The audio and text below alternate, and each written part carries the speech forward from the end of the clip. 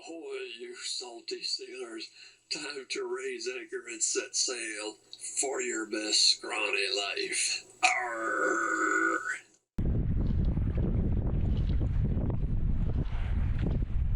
Alright, welcome to the Scrawny Life Drought Edition.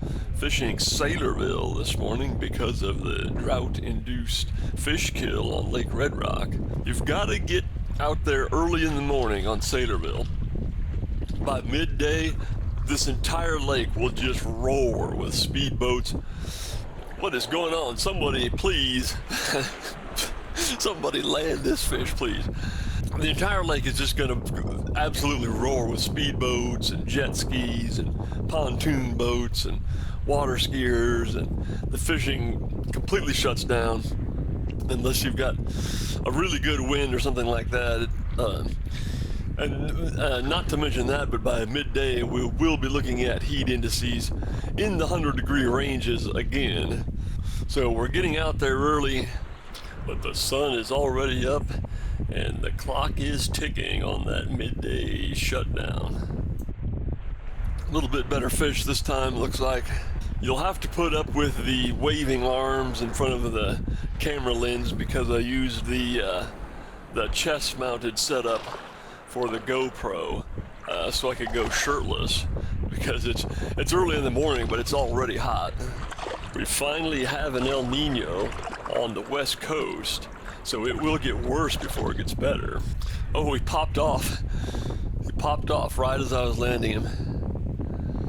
So, well, there's a look at the fly anyway. Size 4 streamer hook, bead head, streamer hair, and crystal flash tail with wing and flash in the collar that's flared out in a dubbing loop.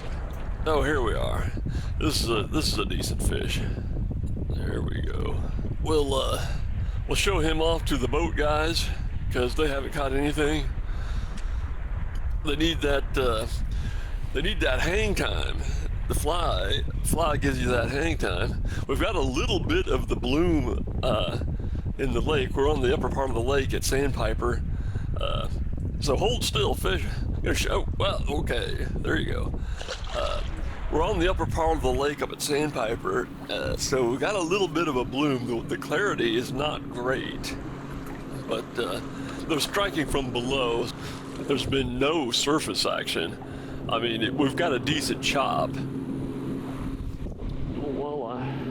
But it's almost as if the fish know how hot it's getting ready to be. So here we are, it's already starting to heat up. The fishing's gonna shut down here. But we got one last fish. And a nice one. Big old fat belly. Look at the belly on that thing. Stuffed full of gizzard shad. There, I took a still shot so you can just kind of admire how much gizzard shad he's got in there. Think about it, we're looking at 4 years of drought now. This should all be just an open sandy beach, but instead it's grown up with these willow scrubs and sand burrs and everything. So anyway, as the action on the white bass slowed down, I left Saylorville, but I got down to Purple Martin, which is an old mine pit, which is mostly a bird watching area. They have the tree swallows here, and I saw an osprey, and there was an eagle's nest early in the spring. It connects to the river, so it's mostly just rough fish. You know, fun on the fly rod. Got a little carp on here. But yeah, I decided I could tough it out for another hour or two. Temperature already starting to climb. Hasn't rained in weeks. The water level on Saylorville was really low. And really low here too. There is some foam. It doesn't look like much of an algae bloom right at the moment, but there must have been because there is some foam. But I didn't look like, you know, a big bunch of blue-green algae or anything. It didn't smell that or anything. So we'll see what happens. The surface is bathwater warm, and it just cranks their metabolic rate to 11, so they'll fight just like crazy. So once again, apologize for the chest-mounted camera, but boy, by by that time it was steaming hot. There's the fly, same fly as I was catching those grass carp on the Missouri River with. Just left it on. That's a fly. Someone invented that fly who used to post on the old website that I was the administrator for. But yeah, it's got the bead chain eyes, just a little dub body, and the braided silicone legs for a tail. 3 strands braided. Damselfly larva pattern, sized 8 or 10, forged hook. Meanwhile, we've come around to the old beaver dam. Oh, there it is. We got a gar on. Who was it? Roderick Haig Brown or whatever said that he fishes for trout because the environs where they live are inevitably beautiful. More or less true, but with gar it's the exact opposite. They just live in like junkyards and mine pits. Trying to tail slap me. I see what you're doing. You're trying to tail slap me. There he is. He's just waiting for an opportunity to sink those teeth in. There he goes. And a tail slap. Yeah. Okay. Okay, buddy. You're going back to the water. You're going back. Junkyard dog. Let's get out of here before the heat stroke really kicks in. All right. Well, let's look at a few more lakeside Asteraceae. God knows there's no mushrooms to show. It hasn't rained in weeks. This is Helianthus annuus, the common sunflower. In case there are any Van Gogh admirers in the audience, the proper name is Pseudanthium or Capitulum, something like that. Here's a look at the phylaries. The main idea is that this is a composite flower. There's a look at the heart-shaped foliage. But anyway, you have the disc florets, which will produce seed in the middle, and then around that you have the ray florets. Each of those is an individual flower with their own petals. Another plant that shares that same composite flower morphology are these beggar ticks.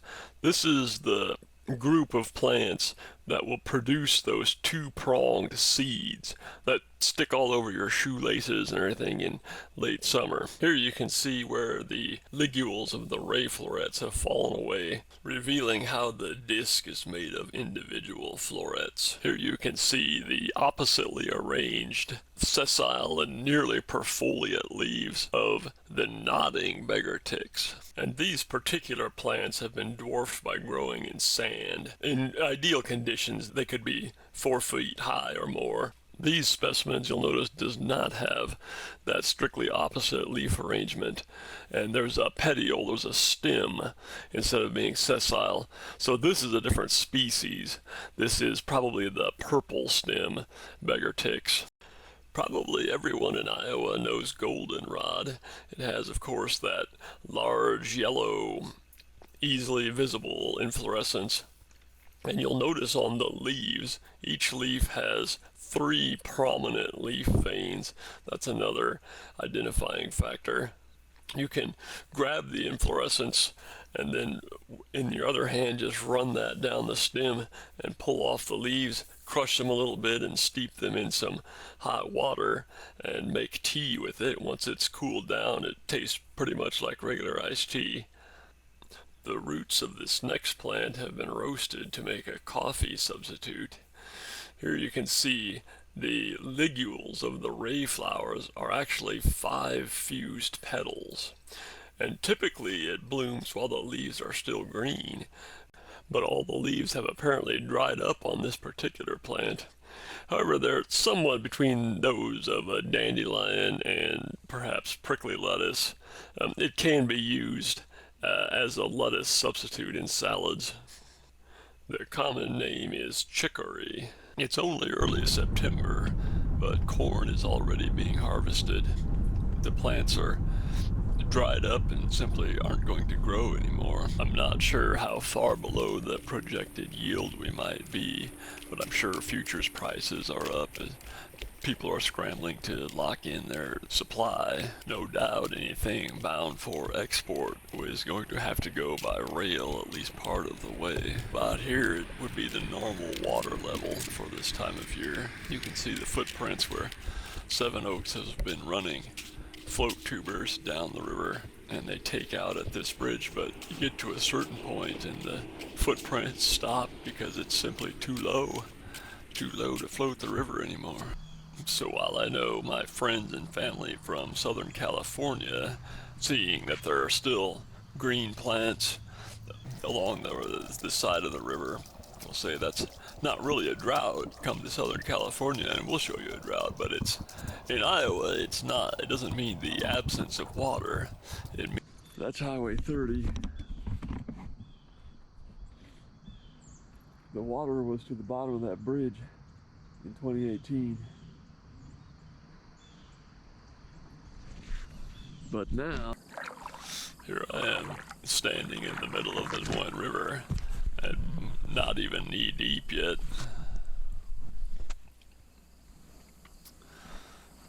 It looks like there might be a deeper trough along the shoreline there, but if I went out to the edge of that sandbar, I could probably cross without even being knee deep. There you can see how deep it was in that little trough, but still only up to mid-thigh. Oh, we found a selenite crystal. You can see these kind of laid out in a geometric pattern sometimes, and just kind of sparkling, but of course you have to have rain to get that, which you can tell by the cracked ground and so forth. We have not had in some time.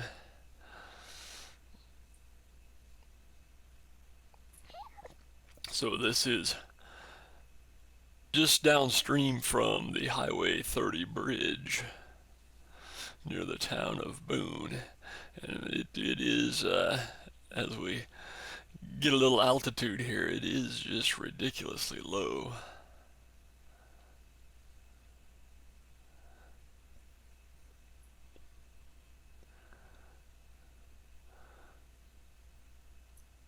One of the worst droughts I can remember. It was very low in 2012, and 2017 was low, but I mean nothing like this. And it was followed by a flood in 2018. I think they closed Highway 30. There you can see the bridge just coming into view. I think they closed the road because water was beginning to come over the road right on the bottom edge of that bridge. That's how high it was in 2018. In 2019, it remained very high for some time. But how the mighty are fallen. It's just down to hardly a trickle now.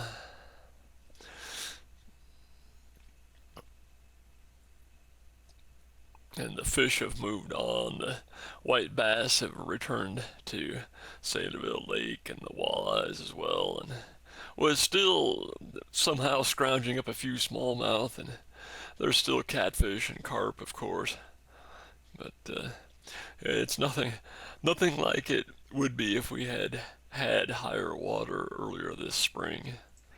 And I hate to think what could be happening on some of the smaller rivers. You know, algae blooms and diatom blooms could be fish kills as well.